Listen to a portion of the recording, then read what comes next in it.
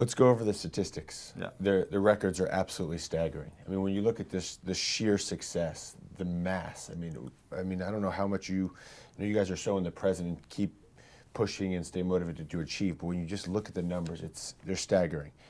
82 ATP World Tour doubles titles as a team. The next top team is the Woodies at 61. Most weeks at number 1. The Golden Slam. 2012, you won the Olympics. I know how much that meant to you. Only one other team has done that, the Woodies. Most Davis Cup wins by a huge margin. You've got 20. You helped lead them to the title. By far the most doubles teams as brothers, 82-10 with the great and late Tim Gullickson and, of course, Tom Gullickson. 21 Masters 1000 titles. I mean, 8 years finishing as the number 1 team. And you're only, in doubles terms, midway through your careers. 34 years old, there's a long lifespan there. How do you stay motivated? Yeah, I mean, those numbers that you read off are pretty amazing in our eyes. We never thought we'd hit some of these records. I think we've been lucky to be healthy over the years. We're coming up on our 15th year on tour. And you stay healthy and you stay as one, you have goals and you love the game. You just slowly pile on match wins, which lead to more titles and all these records. And when my dad reads our bios and our intros when he's doing these exhibitions, it seems like it goes on forever. And we're like, he takes great pride in those. A little embarrassed. Yeah, I mean, we got to sit down every year and kind of reevaluate our goals, and we're always trying to improve. The game's catching up with us, and to finish number 1 8 times, you got to kind of reinvent the wheel and work on different things. And our coach, Dave McPherson, is probably one of the most brilliant coaches out there. And at the end of the year, we kind of finished the year a little rough. We kind of ran out of steam, and he sent a whole 10-page email of everything we need to do better for next year. We need to work on different things, get stronger in different areas, and that's what makes him great, and that's what makes us great, because we're always, I think our number 1 goal is just to improve as tennis players and still have fun out there. So, Bob, in 2013, what can you guys improve on? I don't want to give away too much tactically, but it's the motivation's key. I mean, staying motivated, having fun, always doing new things in practice. Playing a great schedule is key, because you can play yourself into the ground. If you play every week, you'll hit the wall by the end of the year, and you want to finish strong. At times we've done that before. We've played a rough schedule. We've taken every exhibition that's thrown at us, and then we've lost first round at the U.S. Open last year in 2011, which was probably our fault, for picking every fruit off the tree that we could instead of pacing ourselves. So yeah, we'll do that. We'll do that in 2013. We're now 34, coming up on 35, and we're still enjoying the game and having fun. As long as we're doing that, we'll be out here. Once the game becomes like a job, a chore, like you're going to the office, then we'll shut it down. Of all those things that I mentioned, all those incredible accomplishments for the Bryan brothers, what sticks out the most? What means the most? I'd probably say finishing number 1 8 times. That's a body of work that we're going to be proud of for a long time, because setting out in January, we're always saying we want to finish number 1 as a team. And we're always looking at the race week by week, how many points we need to get here and there. And, to do it at 34 years old again for the 8th time was pretty cool. We weren't poised. We didn't start the year big, strong, and we finished like gangbusters. We won the Olympics and the U.S. Open. So to do that again, and then the fan favorite is really special to us. 8 times you've won the fan favorite award. And this year you also won the Sportsmanship Award.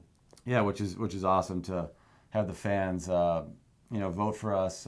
We realize that tennis is not just a sport. You want to entertain people, and we're happy they love watching us play. And we're always trying to give back, sign the extra autograph, and so to get the votes from the fans for 8 consecutive years is pretty cool. Bob, are you comfortable declaring yourselves as the greatest doubles team of all time? Not really. I mean, it's cool when people say that about us. I'm not going to go and say that. There's been many great teams out there. I'm proud of our numbers. I'm proud of our consistency.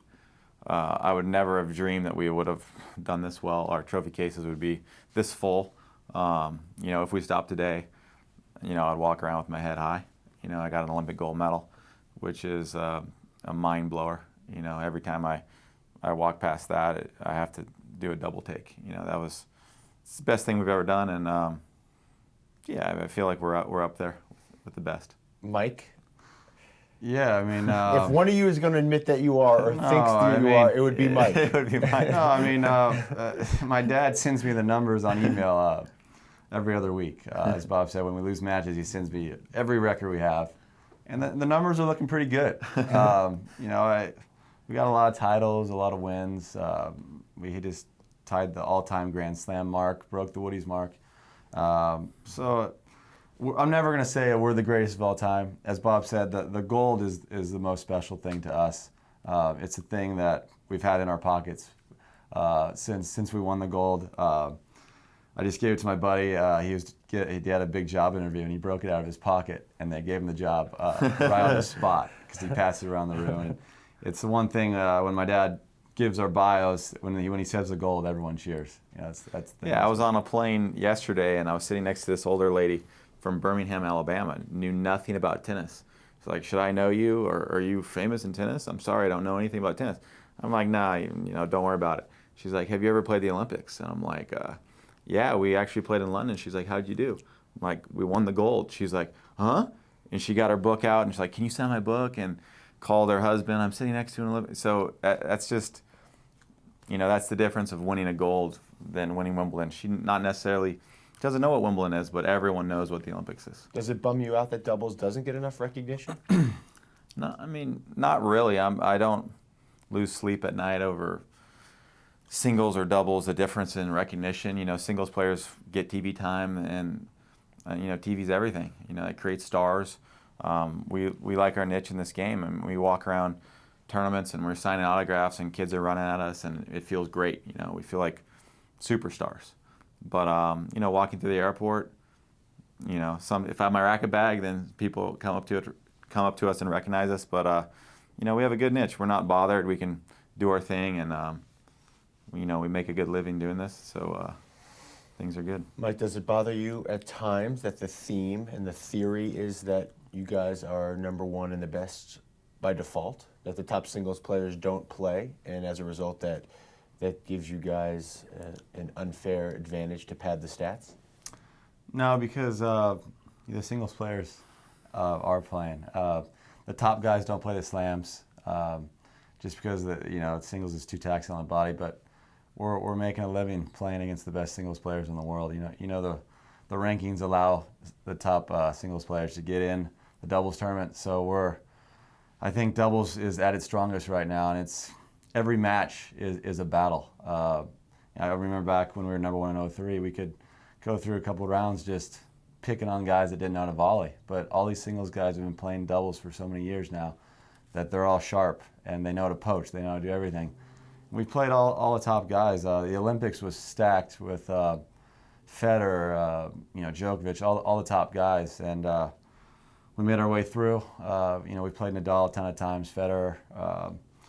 So it's if you're a true doubles fan and you know how the system works, we're actually taking these guys out, which makes us feel good. Federer and Nadal focusing on doubles, a huge match against the Bryan brothers. How do you stack it? What are the odds? I mean, I like our chances. I mean, those guys have millions of fans all around the world that will probably defend their case. But like Mike said, we've played these guys before. We've done well. We have winning records. We've never lost to Nadal. I think we could take them down, man. What are some of your favorite tournaments on the ATP World Tour? Yeah, I mean, Indian Wells through Monte Carlo is a great time of year. It's springtime. Playing down in the desert. It's so beautiful down there. We stay at La Quinta. That's one of our favorites. It's amazing we haven't won it. Then going right to Miami and staying on the beaches. Everyone's in a good mood that time of year. Those are like the 5th and 6th Grand Slams. You got all the men and women together.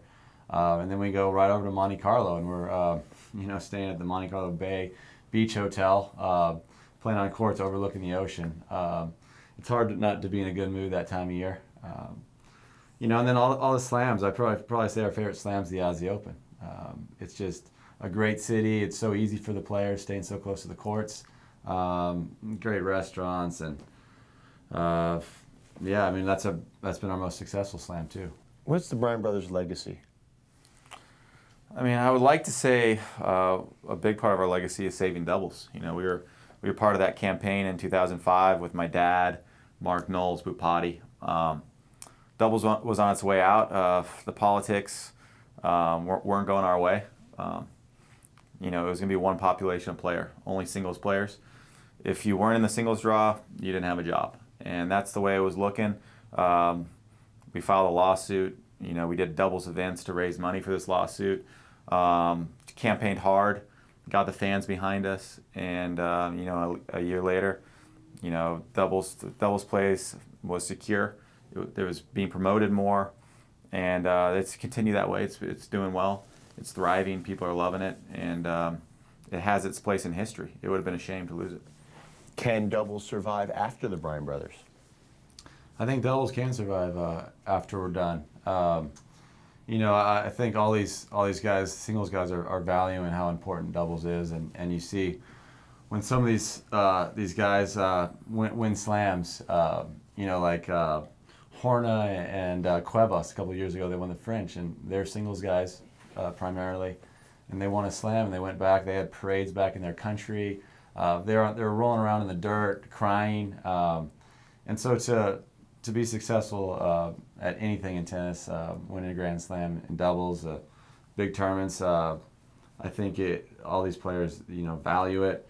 We're gonna, you know, keep pushing doubles forward when we're done. We'll hopefully be on tour, fighting for the rights of doubles. Let's go between the lines in doubles.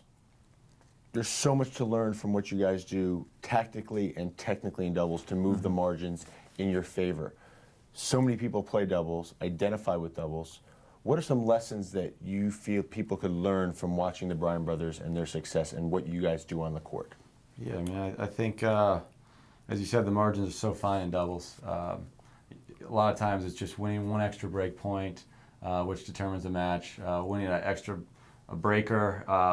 You know, our coach has been pretty special because he's so meticulous in getting the best scattering points, knowing exactly where to serve a player when it matters most. So scattering ports are huge, and that's what's given us a huge advantage. We have lengthy pages on every player on tour, and so when we get into those pressure moments, we know exactly where to pinpoint our serves and what will give us the best chance to anticipate a poach. Or you know, there's so much that goes. It's like a fine wine. You get better with age, and 10 years from now, what does the life of the Bryan brothers entail? That's a question that we talk about all the time. You know, I think all the tennis players want a smooth transition into normal life. Are we going to take a couple of years off and do nothing?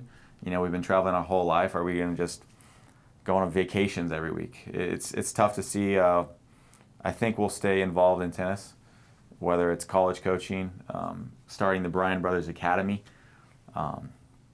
whether Mike's going to be coaching my daughter, Michaela, you know, to be the next Tony Nadal. Yeah, he's going to be Tony Nadal. I know it's going to be something in tennis because it's our whole life, and you know, music will be a part of our life as well. But we're not going to take music to the next level. It's just, I think you need to start music at a young age, and you need to really go for it. We're limited. We're great musicians, but we're not the Rolling Stones. How has having your daughter Michaela changed the dynamic and changed even your priorities within tennis? Yeah, I mean, it's put everything in perspective. You know, now I think life is in Technicolor for me. You know, you don't realize until you have your kid, but you know, everything's sweeter. You wake up in the morning excited. It's like Christmas. You know, like when your little kid running to go to see how many presents you have. I always run to her room and I just want to grab her. I just want to shake her and wake her up. You know, get up. I want to play with you. And my living room is like a Disneyland for a baby. You know, we weren't raised with a lot of toys. We would just go outside, play in the grass, and I told my wife, we're not going to spoil this girl. I'm not going to get her presents How's that going? every day. Yeah. And now if you look at, you can't walk 1 inch in my house without tripping on a Beanie Baby or a, it's just, I've spent a lot of money on cool toys that it's just fun. I want to make her happy, you know. She's the cutest little girl in the world, and yeah, I love her more each day. She does something different each day. One topic, it's a little awkward, it always gets awkward, with money and family. Yeah. You guys shared everything up to a point, and then when you start breaking that apart, it's not easy to calibrate, there's some challenges there. What was that process like? Yeah, I mean, we were always sharing our stuff. We never, it was always about wins and trying to win the next trophy. Because even in mixed doubles, you got that was communal money. Everything was everything was communal. It was communal. Yeah, it was one big pot. You know, we didn't really look at what we were making. It was just going back to a Bank of America account, and it was just a slush fund for both of us. You know, at times when he would fly his girlfriend business and I'd fly my girlfriend economy, I'd say, hey, dude, that was an extra couple thousand. But I was like, okay, you've won more in mixed. You know, you deserve it. Yeah, and then, you know, we got to the point where Bob was getting married and he was moving away, and we had to decide how to split it. And I think the only fair thing to do was split it down the middle. I know he feels he deserves more because he's got 7 mixed doubles titles, and I only have 3. Yeah, but you only had 2 at the time. Yeah, you know, it was gonna get messy. We had different houses we owned, and it was a big Monopoly deal. Yeah. I mean, that's what it came down to. You've played Monopoly. It's like, okay, you take Park Place, I'll take the 2 little purples, and you take a couple of this. It was. We discussed it a bit, and we're trying to decide who was going to. We had a big house in California, and we had to decide who was going to get that, and you know, it worked out great. And there was some cash exchange and a bunch of stuff, and it took a little while. We had to sign a lot of papers, and it was a divorce. We pretty much got divorced when I got married, and it was wild, but not normal. But like all things, you got through it. Yeah, we got through it. The chest bump, how did it come about? The chest bump started at Stanford. We were big Jensen fans. We love those guys. They won the French Open in '93, and they're the first guys that we saw that made tennis fun. And so we kind of emulated those guys. And one day at Stanford, we won a big point, and it just spontaneously happened. We just met up in the air and bumped chests, and all the fraternity guys went nuts. They're like, the Bryan bump, go, yeah. And they were kind of calling out for it, you know, every time we won a big point. The next day, the front cover of the Stanford Daily had a big picture of us chest bumping, and it was called the Bryan bump. And so we kept our fans happy at Stanford and kept doing it. And then we brought it on tour, and not a lot of players liked it right from the start. You know, we're kind of high-flying guys. We played with a lot of energy, and we didn't have the respect from the top pros yet. I remember playing Mark Knowles and Daniel Nestor in Indianapolis for one of our first tournaments. One of our first tournaments, and you know, we hadn't done much, and we started chest bumping, the crowd going nuts, and Knowlesy, who has kind of a little bit of a quick fuse, he didn't appreciate it, you know, because they're the #1 team in the world at the time, and we had some words in the locker room, almost came to blows. But you know, that was our deal. That was what we loved to do. We play with energy, and so it took some time, some wins, for them to say it was okay to chest bump. And now you see a lot of guys doing it. Yeah, is that even a bigger compliment? Now, what started off as something kind of divisive and dividing, now it's almost validating because so many doubles players do it. Yeah, it's pretty cool to see it. The chest bumps become part of doubles culture. You know, you watch exhibitions on TV that we're not even in, and that's the first thing you see is the chest bump after a win or a point win. And, so you should be getting like a residual. yeah, but it's just cool to see that we've left our mark on this game. And even Djokovic and Federer, whenever they're on the doubles court, they're doing it to get a laugh. What does your parents' influence mean to you and their support? Yeah, I mean, our parents are, you know, we think they're the greatest parents in the world, and just from a young age, just being great parents, always, you know, saying they love us. You know, my dad still every day when he picks us up at the airport when he comes back from a trip, he's, you know, I love you so much. I'm really proud of you guys, and just to have that support system. You know, getting the emails from my parents. My mom's different. She says, you know, I'm just happy you guys are great people, and you know, we go around the world and we see that's the first thing people say to us is, you know, they may be good at tennis, but you guys did a great job parenting, because they turned out pretty good. You know, they're nice to people, and you know, so to just have great parents that still we're still such a you know, close knit bond.